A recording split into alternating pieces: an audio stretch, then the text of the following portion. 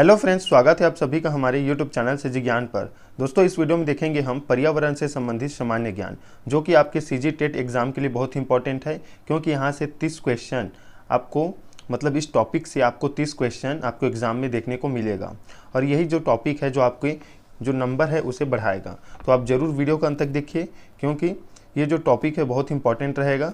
ये जो वीडियो है आपके लिए। चलिए स्टार्ट करते हैं। क्वेश्चन, जीवों के पारिस्थितिक कारकों का योग पर्यावरण है, यह कथन किसका है? तो देखिए ए फिटिंग का है। याद रखिएगा, कॉपी में जरूर नोट कीजिए। जीवों के पारिस्थितिक कारकों का योग पर्यावरण, यह कथन किसका है? तो ए फिटिंग का। चलिए देखते हैं अगला प्रश्न। अधोलिखित में से भौतिक वातावरण का तत्व नहीं है। देखिए भूमि के रूप दिया गया है मृदा, खनिज और बस्तियां। तो बस्तियां जो है भौतिक वातावरण का तत्व नहीं है, याद रखिएगा। अगला प्रश्न है, सतत व स्थायी विकास किस प्रकार की अवधारणा से संबंध रखता है? सतत व स्थायी विकास किस प्रकार की अवधारणा से संबंध रखता है? तो देखिए नवनीतिवादी अवधारणा से। याद रखिएगा, ऑब्जेक्टिव आपको इस प्रकार से दिया जाएगा, लेकिन मैं सीधा आपको बता दे रहा हूँ आंसर, नवनीतिवादी अवधारणा से। अगला प्रश्न देखिए, वर्तमान समय में वन्य क्षेत्र उसे कहा जा सकता है जहाँ प्रकृति में मानव क्रियाओं द्वारा परिवर्तन हुआ है। तो 50% से कम जहाँ मानव क्रियाओं द्वारा परिवर्तन हुआ है उस क्षेत्र को वन्य क्षेत्र कहा जा सकता है। याद रखिएगा, 50% से कम क्षेत्र वाले को। अगला प्रश्न देखिए, पर्यावरणीय निश्चयवाद के प्रतिपादक कौन थे? तो देखिए कार्ल रिटर थे। कार्ल रिटर, याद रखिएगा, कॉपी में नोट कीजिए इस टॉपिक को, इंपॉर्टेंट है। अगला प्रश्न देखिए, संयुक्त राष्ट्र संघ ने वर्ष 2002 को किसका अंतर्राष्ट्रीय वर्ष घोषित किया है? तो सतत विकास का। याद रखिएगा, सतत विकास का जो है इसे अंतर्राष्ट्रीय वर्ष घोषित किया गया है संयुक्त राष्ट्र संघ ने। विश्व पर्यावरण दिवस कौन सी तारीख को मनाया जाता है? तो देखिए 5 जून को। 5 जून को मनाया जाता है विश्व पर्यावरण दिवस। अगला प्रश्न है, निम्न में से किस एक का संबंध पर्यावरणीय सुरक्षा नहीं है? तो गरीबी कम करना।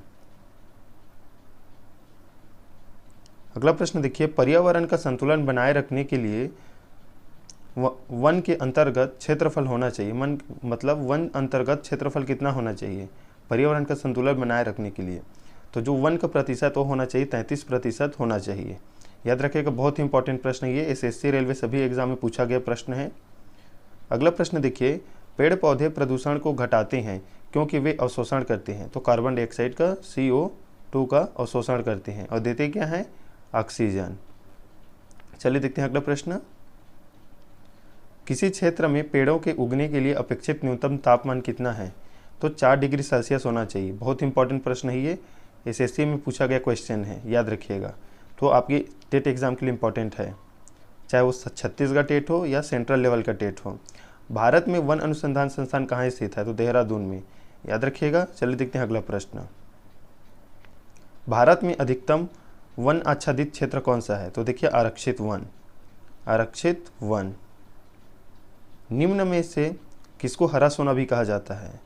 तो देखिए हरा सोना कहीं कहीं बांस को भी कहा जाता है, तो यहाँ पर हरा सोना कहा गया है वन को। याद रखिएगा। चलिए देखते हैं अगला प्रश्न, भारत में अधिकांश वन संपदा का मालिक कौन है? तो देखिए राज्य है। जिस राज्य में वन संपदा है उसके मालिक उस राज्य को ही घोषित किया गया है। तो वन संपदा का मालिक कौन है? राज्य है।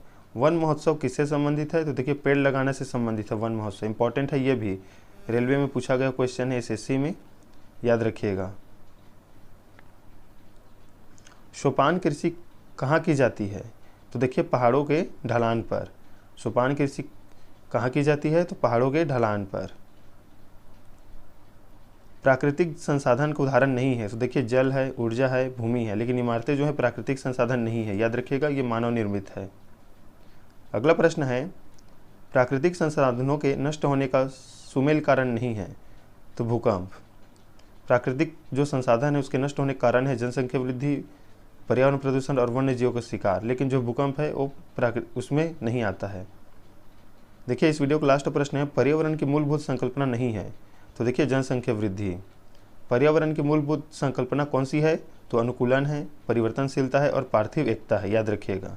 जनसंख्या वृद्धि नहीं है। तो ये थे इंपॉर्टेंट 20 प्रश्न। मिलते हैं नेक्स्ट वीडियो में, तब तक के लिए धन्यवाद।